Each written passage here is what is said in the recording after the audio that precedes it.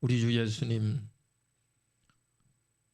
피값으로 저를 사셨고 이제 하늘에서 우리를 주님으로 다스리오니 오직 주님만 순종하며 따라가기를 원합니다. 우리 예수님께 성령님을 통하여서 연합되어서 예수님이 원하시는 참된 열매 맺기를 원합니다. 오늘도 말씀으로 가르쳐 주시고 저희가 듣기만 하는 자들이 아니라 행하는 자들이 되게 하여 주시옵소서. 살아계신 우리 주 예수 그리스도 이름으로 기도드립니다. 아멘. 오늘 32문 우리의 감사에 대해서 요리문답의 제 3부입니다.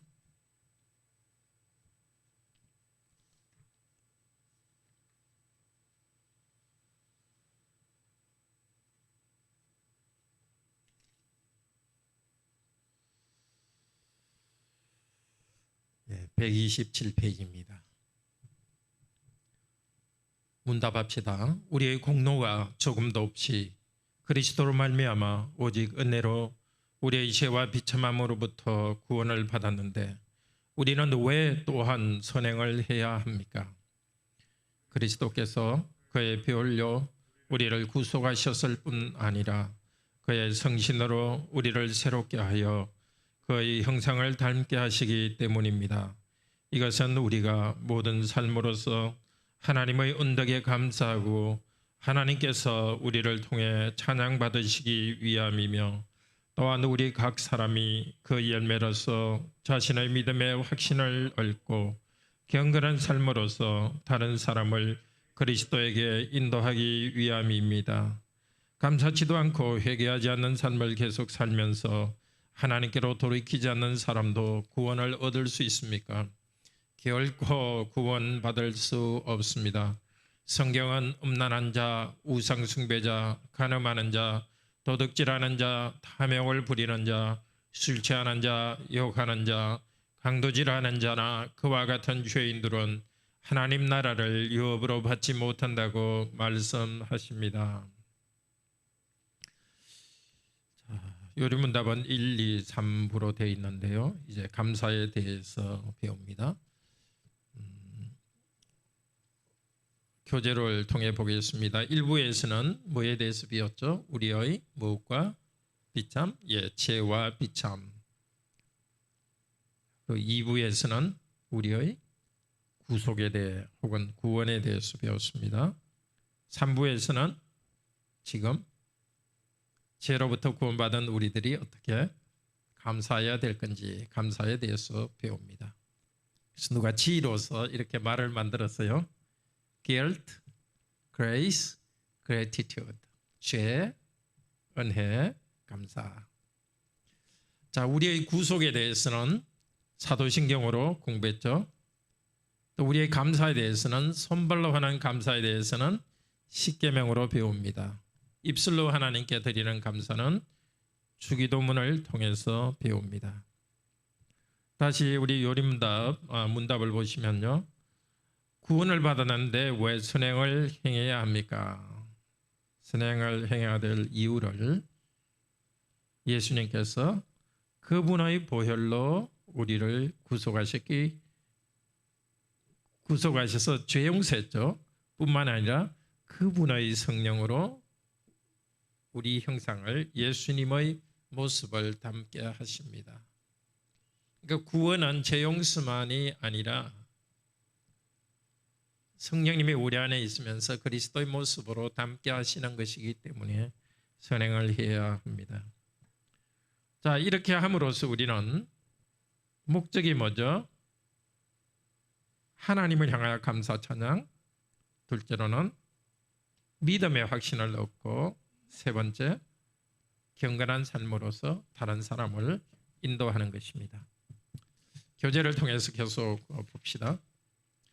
자, 은혜로 구원을 받았으니 율법을 지킬 필요가 없다. 선행을 행할 필요가 없다. 그렇게 생각하는 사람들이 있습니다.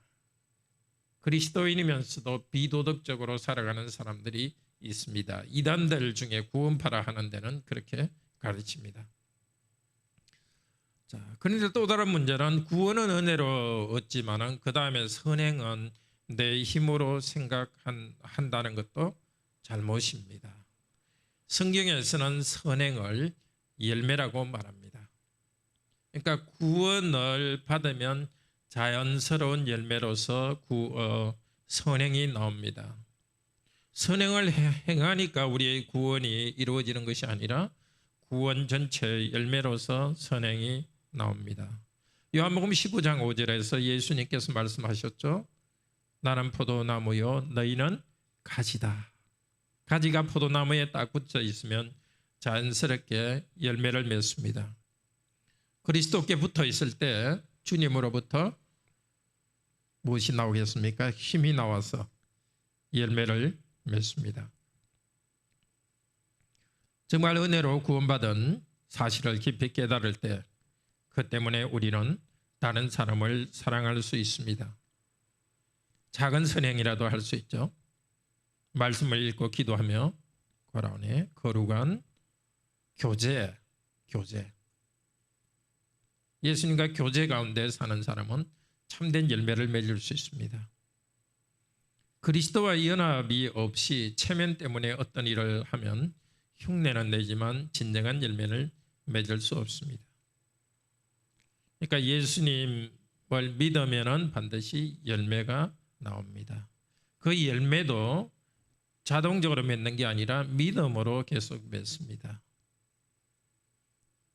부족하지만 예수님을 의지하면서 성령님을 통해서 맺습니다. 선행의 이유는 그리스도와 성령의 사역입니다. 열매 맺는 모든 일이 은혜로 됩니다. 86문엔 주어는 그리스도입니다. 바로 안에 그리스도께서 그분의 보혈로 우리를 구속하셨습니다. 이걸 칭이라 그러죠. 보혈로 우리 죄를 용서하시고 의롭다 한 것 뿐만이 아니라 예수님의 보혈뿐만이 아니라 그분의 과라원에 뭐죠? 성령님으로 우리를 새롭게 하여 그분의 형상을 닮게 하십니다. 성령님을 통해서 우리를 새롭게 하고 형상을 닮게 하시는 것을 중생과 성화라고 하죠.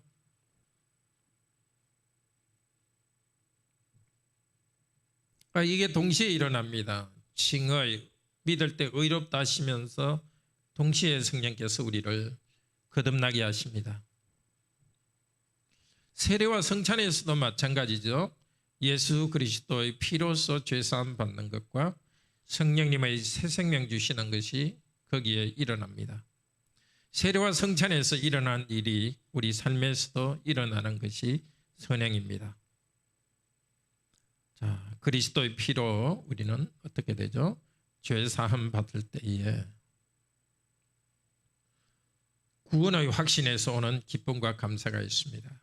여기 있는 여러분들이 정말 죄사함의 기쁨을 경험했고 계속 경험하기를 바랍니다. 우리가 선행하는 기쁨 큽니다. 그런데 항상 바탕이 되는 것은 죄 용서의 기쁨과 감사가 있습니다.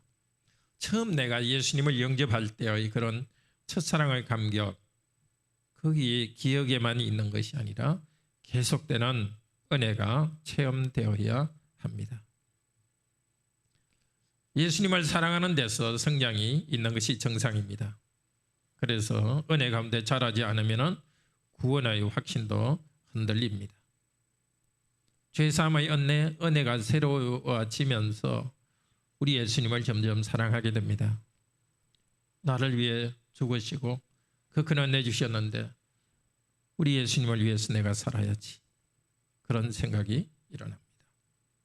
그리스도께서는 골고다에서 죽으시면서 우리 죄를 사하셨습니다. 그러나 더 이상 골고다에 계시지 않고 부활 성천하셔서 하늘에 계십니다. 성령을 보내주셨고 말씀과 성령으로 교회를 다스리고 있습니다. 과라원에 성령으로 성령께서 하시는 일이 우리에게 예수님의 보혈로 죄 용서됨을 알게 하십니다. 그것도 성령께서 하십니다. 누구든지 성령님을 통하지 않고서는 예수님을 주라고 고백할 수 없습니다. 성령님을 통해서 보혈로 죄 용서받는다는 고백을 합니다. 또 성령님께서 우리를 새롭게 하고 그리스도의 형상을 닮게 합니다. 고린도후서 3장 28절 같이 읽읍시다. 주의 영광을 보며 저와 같은 이 형상으로 화하여 곧 주의 영으로 말미암음이라. 우리는 계속해서 예수 그리스도의 영광을 보고 영광에서 영광으로 나가는데 그것은 성령님을 통해서 이루어집니다.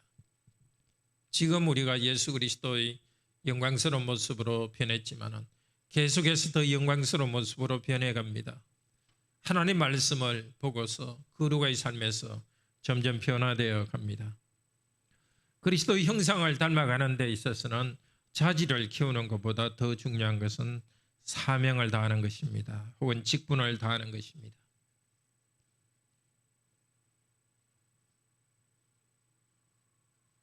하나님께서는 사람을 창조할 때 하나님의 형상으로 창조하여서 땅을 다스리고 정복하는 일을 맡기셨습니다. 이 일을 통해서 하나님께 영광 돌립니다. 또 공동체를 통해서 남자와 여자를 만드시고 생육하고 번성하라 하는 또 사명이 있죠. 여기 교재에는 없습니다만은 그리스도의 형상을 닮는다는 것은 공동체를 만드는 것이고 또 일을 하는 것입니다. 마지막에 성령께서 우리를 부활하게 하셔서 그리스도의 완전한 형상으로 회복되게 할 것입니다. 그럼 그 시기, 그 사이에 이미 구원받았고 마지막 날이 올 때까지 그 중간 시대를 사는 지금 성령님은 우리를 움직이고 있습니다. 우리가 사명을 다하고 선행을 하면서 그리스도의 구원의 형상으로 회복되게 하십니다. 좀 더 구체적으로 설명하면 예컨대 성령의 열매이죠. 성령의 열매에 대해서 먼저 알아야 될 것이 사랑, 기쁨, 평화 이렇게 여러 개 나오지만 성령의 열매들이라고 말하지 않습니다. 단수입니다. 성령께서 우리 삶에 맺으시는 전체가 하나로 나오는 것입니다. 무지개 빛이 나오는데 그게 무지개 색깔로 갈라지지만은 빛은 하나죠. 그러니까 성령께서 주시는 그런 새로운 삶의 스타일입니다. 그러니까 사랑, 희락, 화평 이거는 어떤 정신적인 느낌이 아니거든요. 그냥 교회당에 가만히 앉아서 사랑과 평화를 느끼는 게 아니라 이 생활 현장에서 씨름하면서 사람을 사랑하는 겁니다. 가족에게 사랑하는 것이 성령의 열매고 또 직장에서 힘든 일이 있을 때 그 부대끼지만은 참고 나가는 것. 그게 성령의 열매입니다. 어떤 우리의 성품이 품성이 안에서 자란다. 그런 것들은 좀 이상한 말일 수도 있습니다. 물론 내 품성과 어떤 방향이 있지만은 그게 어떤 내면의 어떤 생각이나 그런 상태가 아니라 실제적인 사명을 다하는 구체적인 실천을 통해서 나타납니다. 그 가운데 우리가 형상으로 자라가는 거지 형상은 추상적인 그런 것이 아니죠. 선행의 세 가지 목적. 첫째는 하나님이죠. 하나님께 감사하고 영광 돌립니다. 86면 우리 같이 읽을까요? 다운편에 우리가 모든 삶으로서 하나님의 언덕에 감사하고 하나님께서 우리를 통해 찬양받으시기 위함입니다. 로마서 12장 1절 읽읍시다. 너희 몸을 하나님이 기뻐하시는 거룩한 산 제물로 드리라. 산 제사로 드리라. 하나님이 기뻐하시는, 하나님이 기쁘게 받으시는, 그래서 하나님을 기쁘게 할 수 있는 삶을 내가 살기를 원합니다. 선행이 그것이죠. 첫째 목적은 내가 정말 하나님을 기쁘시게 하는, 그건 하나님이 우리를 지키시는 일을 하는 거죠. 십계명을 지키는 거죠. 그 다음에 마태복음 5장 16절을 읽읍시다. 이같이 너희 빛을 사람 앞에 비치게 하여 저희로 너희 착한 행실을 보고 하늘에 계신 너희 아버지께 영광을 돌리게 하라. 우리는 그리스도인입니다. 우리 위에 그리스도가 있고 이름이 있고 그리스도께서는 우리를 통해서 그분의 영광을 나타냅니다. 그래서 우리가 선을 행할 때 우리의 아버지 하나님이 영광을 사람들로부터 칭찬을 받습니다. 우리 옛날에 시골 동네에서는 나쁜 일 하면 네 아버지 누냐? 누구? 네 애비가 누냐? 이렇게 묻거든요. 도대체 너 아버지가 누구냐고. 또 너 일 착한 일 하면 어떤 착한 일 하면 누구 아들 이렇게 해서 아버지가 이 칭찬을 받습니다. 이 실제 우리나라에서도 그렇죠. 그리스도인이 잘못하니까 목회자가 잘못하니까 하나님 이름이 모욕을 받죠. 그러니까 상당히 이렇게 하나님 이름이 좀 평균 점수가 많이 깎였는데 우리 앞으로 우리 성도님들이 좀 하나님 이름 평균 점수 많이 올리게 열심히 선행을 그렇게 우리 하나님 명예를 위하여 그렇게 하도록 합시다. 자, 하나님을 위해서 그렇게 합니다. 두 번째는 자신의 믿음이 있음을 확신하는 겁니다. 베드로후서 1장 10절 읽읍시다. 힘써 너희 부르심과 택하심을 굳게 하라. 너희가 이것을 행한적 실족지 아니하리라. 행한적 부르심과 택하심을 굳게 합니다. 부르심과 택하심은 하나님이 하신 건데 우리가 어떻게 굳게 만들 수 있습니까? 우리 쪽에서 부르심과 택하심에 합당한 삶을 삶으로써 확신이 있는 것입니다. 하나님께서 나를 불러주셨다. 하나님께서 나를 택하셨다. 이 그런 증거 아닙니까? 우리 성도님들 그런 거 경험하셨을 겁니다. 비록 다른 일에 있어서 뭐 지위나 재산에 있어서는 정말 다른 사람에게 부족하다 할지라도 주님을 향한 선행 또 거룩하게 살려는 마음이 내 안에 있는 것을 보고서 내가 믿음이 있는 사람이구나 하는 것을 알 수 있는 거죠. 그거는 교만하고는 다른 거죠. 내 안에 이루어지는 성령님의 새로운 성품, 예수님의 새로운 성품을 보고서 내가 그 결과를 통해서 내가 예정받았다는 것을 알 수 있습니다. 자, 우리를 예정하신 하나님의 의지에 우리의 의지를 굴복시키는 겁니다. 여기 선행이라는 것은 하나님께서 우리 안에서 교훈만 주시는 것이 아니라 성령께서 새로운 의지를 우리 일으키시거든요. 그게 인용 안 했습니다만 빌립보서 2장 11절 12절에 너희 안에서 행하시는 이는 뜻을 두고 행하신다. 뜻을 두고 행하게 하신다. 우리 안에서 뜻하시는 것이 있습니다. 그러니까 우리로서는 하나님의 뜻, 하나님의 생각만 받는 것이 아니라 하나님의 의지가 우리에게 오기 때문에 굴복시킬 때 선행의 열매를 맺습니다. 하나님께서 예정하신 사실이 있기 때문에 우리가 감사와 찬송의 열매가 감사의 삶과 찬송이 나옵니다.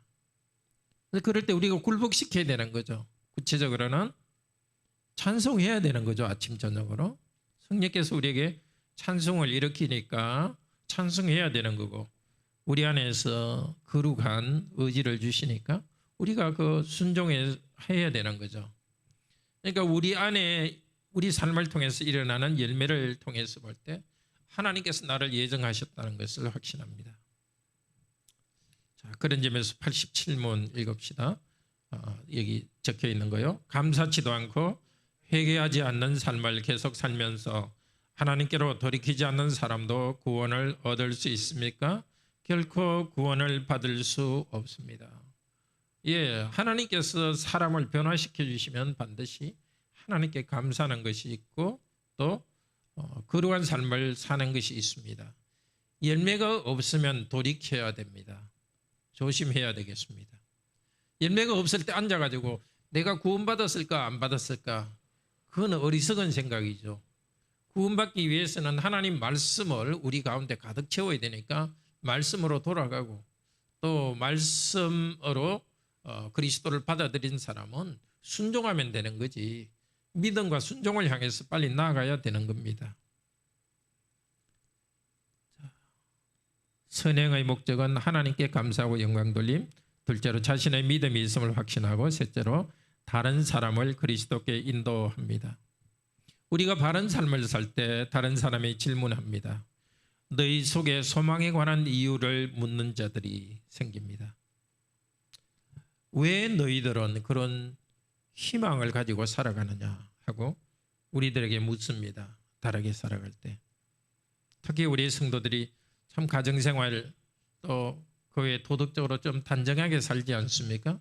그런 것들이 불신자들이 봅니다. 너희들 왜 그렇게 사냐 하고 조금 뭐 꼭 그래야 되냐 비웃지만은 또 한편으로는 또 부러워하는 마음이 있으면서 정말 주님께서 불러주시는 사람은 우리를 통해서 올 겁니다. 우리는 말로도 전도하지만은 행동으로도 전도합니다. 제가 고등학교 때 내 반 친구가 어느 날 내 이름을 부르더니 나도 교회 가면 안 되냐고 묻더라고요. 내가 아침 항상 일찍 일어나가지고 일찍 와서 공부하고 성경 읽고 또 수요 기도회는 가고 이런 삶이 너무 멋있어 보였대요. 그래서 한 번도 전도 안 했는데 가자고 이렇게 자기가 먼저 가면 안 되냐고 묻더라고요. 허락을 받아서 좋다 이래가지고 그 뒤로 그 친구는 교회 계속 나가고 수요 기도회도 나오고 아주 지금 중요한 사역합니다. 저 진주에 그 뭡니까 무슨 공동체죠? 민들레 공동체 하는 김인수 형제가 저희 반이었는데 제가 최근에는 저를 보고 좀 교회 따라가면 안 되냐고 한 사람이 있어야 될 텐데 목사인데 제가 좀 한번 찾아보도록 하겠습니다. 네, 구원과 감사. 우리는 범사의 삼위일체 하나님 안에서 감사합니다. 항상 감사하려면. 그러니까 감사하지 않는 사람은 구원받을 수 없다고 하죠. 감사하지 않는 것은 죄입니다. 로마서 1장 21절에 죄에 대해서 이야기하면서 하나님을 알되 감사하지도 않고 감사해야 된다는 것을 하나님은 어떤 분인지는 불신자들도 어렴풋이 아는데도 하나님을 바로 알고 감사하는 일, 이렇게 교회에 와서 예배드리는 일을 하지 않습니다. 데살로니가전서 5장 18절에는 항상 기뻐하라 쉬지 말고 기도하라 범사에 감사하라 이는 그리스도 예수 안에서 너희를 향하신 하나님의 뜻이다. 하나님 뜻에 복종해야죠. 제가 설교 시간에 여러 번 이야기했지만 복잡한 일이 생길 때 도대체 하나님의 뜻이 무엇인가 이렇게 질문을 할 때가 많습니다. 그때 제일 확실한 하나님의 뜻은 그 순간 감사하는 것입니다. 하나님의 뜻이 무엇인가? 감사하는 것입니다. 데살로니가전서에서도 그리스도 예수 안에서 감사하는 것입니다. 그리스도와 연결된 나로서 감사합니다. 삼위일체 하나님 안에서 감사합니다. 에베소서 5장 18절에서 성령의 충만을 받으라 이렇게 하고 있어요. 그 다음에 계속 읽을까요? 범사에 주 예수 그리스도의 이름으로 항상 하나님께 감사하며. 그러니까 성령의 충만, 예수의 이름, 하나님께 감사하는 것. 우리가 정말 계속 감사하려면 삼위 하나님을 바라볼 때 감사할 수 있습니다. 성령 충만. 일이 잘 되지 않을 때도 감사하는 것은 성령님을 의지해서 나오는 감사입니다. 어떻게 성령님을 의지할지 저도 이렇게 어떻게 성령님을 의지해서 감사하는가 기도할 때 생각은 하는데요. 우리가 성령님을 움직일 수는 없기 때문에 성령님 제가 성령님을 의지합니다 하면서 감사하는 거예요. 제 경험은 그렇습니다. 이 구체적으로 어떤 건지 잘 모르겠는데 감사할 때 성령님을 의지해서 감사하는 것은 제가 마음으로 감사하라는 것에 이렇게 복종하는 것, 그럴 때 성령께서 나를 움직입니다. 두 번째는 예수 이름으로 감사합니다. 모든 이름을 그리스도의 이름으로. 그리스도와 관련해서 내 삶을 바로 이해하는 것입니다. 특별히 고난의 문제, 참 이해할 수 없는 고난들 많죠. 그게 내가 의로운 삶을 살려고 하기 때문에 오는 고난도 있습니다. 또 어떤 것은 특별히 내가 의로운 삶 때문에 핍박받는 것이 아니라 그와 관계없이 고난이 있습니다. 그럴 때 우리는 우리보다 먼저 지옥의 고난을 받으신 우리 주 예수 그리스도를 기억하고 참고 그리스도를 믿고 감사합니다. 하나님께 감사, 즉 하나님과의 관계에서 감사합니다. 우리를 하나님의 자녀로 삼아주셨기 때문에. 그 신분은 변함이 없지 않습니까? 우리에게 물질이 갑자기 떠나갈 수 있습니다. 건강이 문제될 수 있습니다. 그렇지만 우리의 존재 자체는 하나님과의 관계에서 변함이 없습니다. 항상 우리는 사랑과의 관계 속에서 감사하는 것이 아니라 하나님과의 관계에서 감사해야 되겠습니다. 다른 사람과 비교하면서 감사하는 경향이 있습니다. 이건 우리가 어느 정도는 우리 중에 누구도 여기서 벗어나는 사람은 없는 것 같아요.